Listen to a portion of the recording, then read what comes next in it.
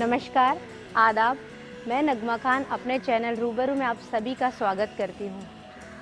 खुदा ने हमें ज़मीं पर माँ बाप से बेहतर यानी कि वालिदैन से बेहतर कोई तोहफ़ा दिया ही नहीं है और उन वालिदैन की हमें कैसे हिफाजत करनी है, हमें ये रास्ता भी बताया है। और उस हिफाजत के तोहफ़े में हमें माँ के पैरों के नीचे जन्नत और बाप के पैरों के नीचे उस जन्नत की कुंजी यानी कि चाबी दे दी है। लेकिन आज इस बदलते युग में या यूँ कह लीजिए कि इस मॉडर्न ज़माने में हम क्या ये सारे वादे निभा रहे हैं? ये कैसी इंसानियत है कि जहाँ हमारे माँ बाप जो हमें सिर्फ जन्म ही नहीं देते बल्कि अपने सपनों को कुर्बान भी कर देते हैं। आज इस मॉडर्न युग में हम कोई और ही कहानी गढ़ रहे हैं जो हमारे सारी इंसानियत से परे है। आज मैं आपको उन सारे लोगों से मिलाना चाहती हूँ जो अपना घर होकर भी अपनों के साथ नहीं रहते।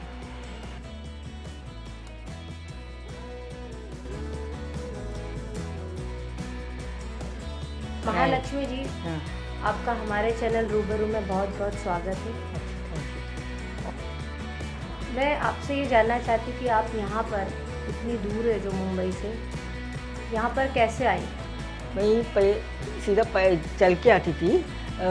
पुलिस वाला ने देखा, बेंजी कहाँ जा रही हो? तो मुझे गदागर जाना है, मेरा कोई नहीं। तो उन्होंने इधर आके छोड़ा, पुलिस वाला ने लेके छोड़ा यहाँ पर। अच्छा, आप कितने दिन पहले यहाँ पर आई हो? कितना मतलब कितना टाइम हो गया यहाँ पर? अच्छा, एक साल हो गया। ऐसा। आपके घर में और कौन कौन था और आप ऐसी हालत में कैसे निकली मतलब घर से कि मैं जा रही हूँ कहीं भी अकेले? किधर भी जाओ, किधर भी आओ, हम लोग नहीं आएंगे, ऐसा बोल दिया बच्चे लोग। कितने बच्चे हैं आपके? आप 2 बेटा 1 बेटी। सब आए, हस्बैंड भी है। सबकी शादियाँ हो चुकी हैं? हो चुकी है, सब सेटल है? सेटल है। छोटा बेटा इधर रहता मणिनगर में। अच्छा, यहीं रहते हैं। ये तो ऐसा मतलब कुछ हुआ था या ऐसे ही आपको बोल दिया कि हमको रखना नहीं है आपको? नहीं, कुछ हुआ नहीं। वो है ना, तुम किधर भी जाओ, तुम खुद पका के खाओ, खुद करके खाओ, ऐसा सब बोलती थी। मैं ऐसा नहीं चलेगा, ऐसा बोल के आ गई। वो बोलती थी इतना इतना रखेगी, आपका जैसा पड़ोसी है ना वो बोलेगा माँ जी को इतना इतना देती है, मैं माँ जी का को तुम बनाती है ना उसको भी थोड़ा दे दो ना। वो नहीं सुनती है। फिर मैं आ गई, मेरे को नहीं चलता था, मैं आ गई सब। तो आपके बेटे लोग कुछ नहीं बोलते थे? बोल के फ़ायदा क्या हो गया? कुछ नहीं हो गया। इसलिए तुम्हारा मर्जी अम्मा, तुम किधर भी जाओ, हम लोग नहीं आएंगे। ऐसा इतना साल मैं ये तिलक नगर में ही रहती थी, बाई के पास। ज़िंदगी गई, शादी हो गई, सब हो गई उधर, बचपन से अभी तक। अभी बेटा का शादी हो गया, बेटा लेके आया इधर मेरे को। फिर बेटा वो बहू है ना ऐसा करती है, फिर मैं आ गई। तो क्या करूँ?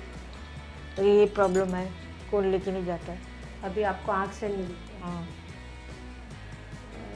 कैसा मतलब ऐसा होता है, ऐसा तो होता ही होगा कि आप माँ हो, बच्चों की याद आती होगी। किस तरीके से नहीं यहाँ टाइम निकल रहा है? वो टाइम हमारा बेटा है ना जय कुमार नायडू, वो ग्रैंड भगत में करता है। अम्मा मैं 5-5 दिन घर में ही नहीं आता हूँ, आप आओ आप जाओ, मेरे से क्या हेल्प होएगा मैं दूँगा, ऐसा बोला। क्या करूँ? और मेरा बहन प्रिंसिपल है, मणिनगर में रहती है, उसका पाई में ये हो गया, सूजन आ गया। नहीं तो वो लोग आते थे, हमारे जीजा जी सब लोग अच्छे थे, यहाँ मिलने आते थे? हाँ, पहला सब आते थे। अभी उसको हो गया ना, मैं देख के आई आने का टाइम में। ये चेंबूर से आने का टाइम में दे सबको मिल के आई। तुम किधर भी जाओ कि हम लोग नहीं आ सकते, देखो हमारा ऐसा ऐसा कंडीशन है, तुम आओ तुम जाओ, ऐसा बोला। अच्छा, और आपके पति का? पति महिंद्रा एंड महिंद्रा फ्लैट में रहता है। फिर बोली अपन फ्लैट लेंगे, उधर ही लेंगे फ्लैट, महिंद्रा एंड महिंद्रा में फ्लैट। जागीना बिगीना तुम उधर ही नहीं लेने का, उधर लेंगे तो ये करना पड़ता है ना, क्या बोलते हैं, ब्याज। वो बोली वो सब झंझट नहीं, मेरा दागीना सब बेच के तुम ले सकते हो, फिर बाद में तू अच्छा होगा तो मेरे को दे दो। सास सिर्फ अच्छी थी मेरे साथ, और ये आदमी सब लेडीज़ लोग को लेके आने का, उसको घुमाने का, वो सब करने का मेरे को अच्छा नहीं लगा। उसको पहले से ही अफेयर था, ये सब हमको अच्छा नहीं था। बताओ लोग तो अभी यहाँ पर आप 1 साल से हैं, तो कोई मिलने आया कि नहीं, वो लोग बोलते ना, वो लोग काम करते हैं ना, सब लोग काम करते हैं, फिर किधर मिलते हैं, तुम आओ अम्मा तुम जाओ, सब लोग ऐसे ही बोलते हैं, फिर वो लोग कभी नहीं आएंगे। मतलब आपको जब तक आप जिंदगी आपकी यहीं रहना? हाँ रहना, फिर क्या करें, ये सब कौन इलाज भी नहीं कोई करता, करना चाहिए, कोई नहीं कर, नसीब मेरा, इसलिए मैं उसका ऊपर छोड़ देता है, वो देने वाला वो लेने वाला है ना। अब मैं आपको कायनात ओल्ड एज होम के दूसरे मेंबरों से भी मिलाती हूँ। आप हैं जोरबी और आप हैं जुबेदा। जोरा बीबी जी, आप कहाँ से आई हैं? मैं थाना से आई, राबोड़ी और आप जुबेदा बीबी? बम्बई। आप यहाँ पर दोनों कैसे आई हो? मतलब जोरा बीबी जी, आप बोलिए कि यहाँ पर यहाँ तक कैसे पहुँची आप? इस उम्र में तो हर इंसान अपने घर पे अपने बच्चों के साथ, पोता पोतियों के साथ रहता है। यहाँ पर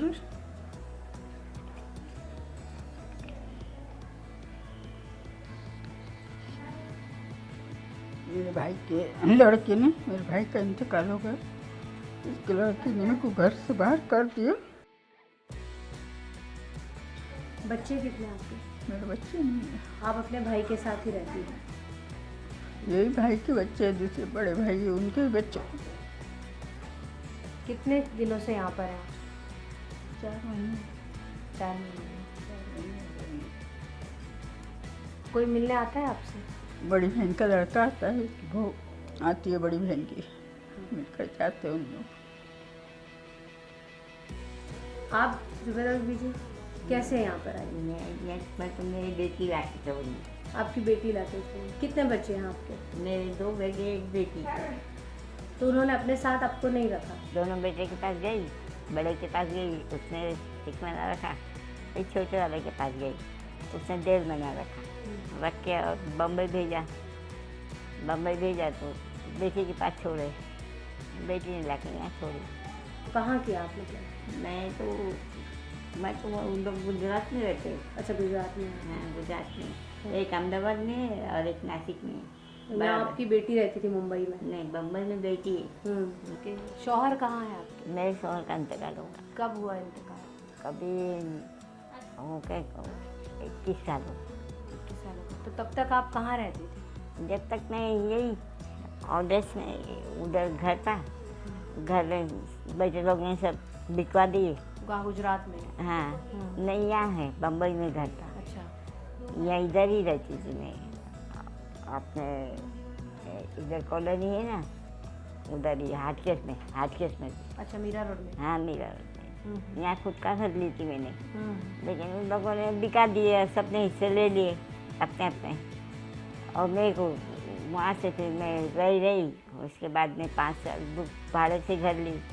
बच्चों की याद आती है?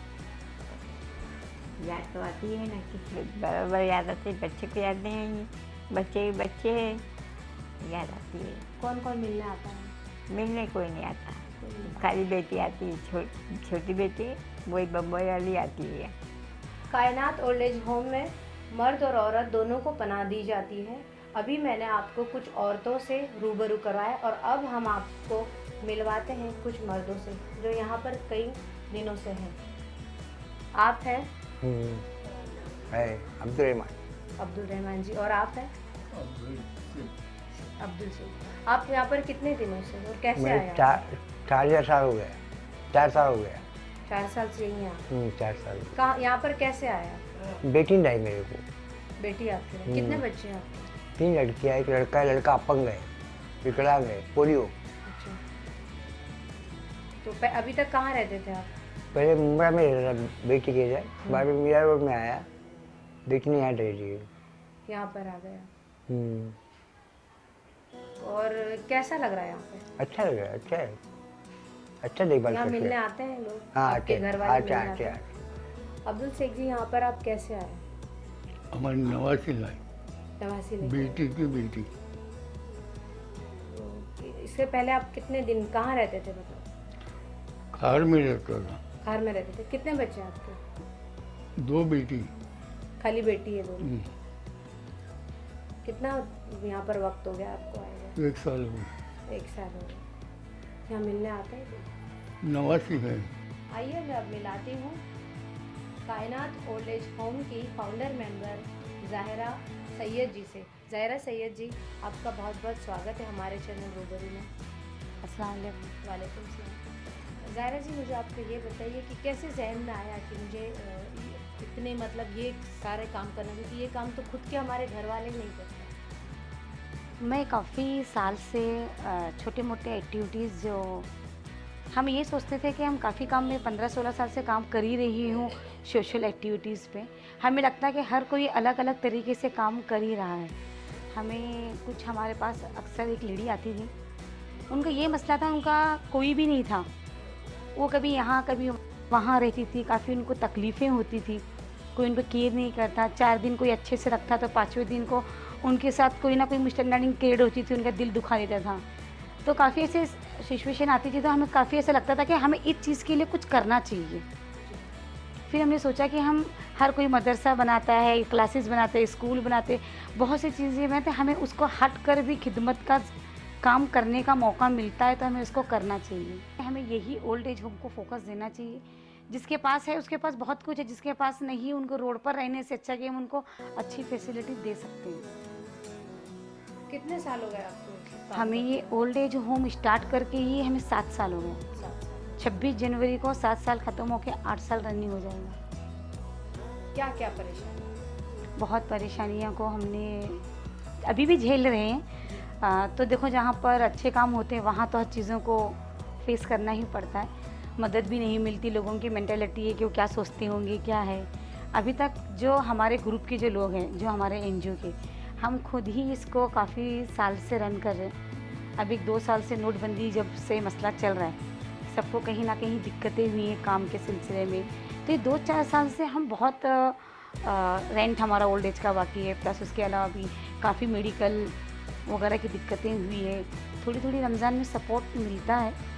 और ज़्यादातर हम ये ओल्ड एज होम जो चला रहे हैं वाकई ऐसे लोगों के लिए कि जिसका रियली कोई नहीं है, कि इनको देखने वाला कोई नहीं, केयर टेकर के कोई है नहीं है। वाकई इनको ज़कात और सदका वगैरह के जो हम पैसे कलेक्ट करते हैं वो इनको वाजिब हो चीज़ें। हम इन चीज़ों के लिए मद्देनज़र रखते ही ये ओल्ड एज होम चला रहे हैं फिलहाल। ज़ाहिरा जी, आप हमसे जुड़ी और हमसे अपने कायनात ओल्ड एज होम के बारे में सारी बातों से आपने हमें आगाह किया और बताया किस तरीके से आपका ये सफ़र चल रहा है। उसके लिए बहुत बहुत शुक्रिया। और आप यूँ ही अपनी ज़िंदगी में अपने मकाम पर पहुँचे और लोगों का आपको हमेशा साथ ऐसे ही मिलता रहे, हमारी यही दुआ है। इंशाअल्लाह ताला। जज़ाकल्लाह, आप आए या सोचा हमारे बारे में, ये भी हमारे लिए बहुत अच्छी बात है। जज़ाकल्लाह। आज हमने आपको कायनात ओल्ड एज होम की फाउंडर मेंबर ज़ाहिरा सैयद जी से मिलवाया, जो बड़ा ही नेक काम कर रही हैं। और हमारी यही कोशिश है कि जो भी हमारा ये रूबरू प्रोग्राम देखे और अगर जिन्हें भी ये लगता है कि उनकी मदद करनी चाहिए तो प्लीज़ इस ओल्ड एज होम में आए और किसी भी तरह से खिदमत करें और उनकी फाइनेंशियली हेल्प करें। बहुत बहुत शुक्रिया आप सभी का हमसे जुड़ने के लिए। और हमारी यही कोशिश रहेगी, अगले प्रोग्राम में फिर से हम रूबरू होते रहेंगे। थैंक यू, शुक्रिया, धन्यवाद।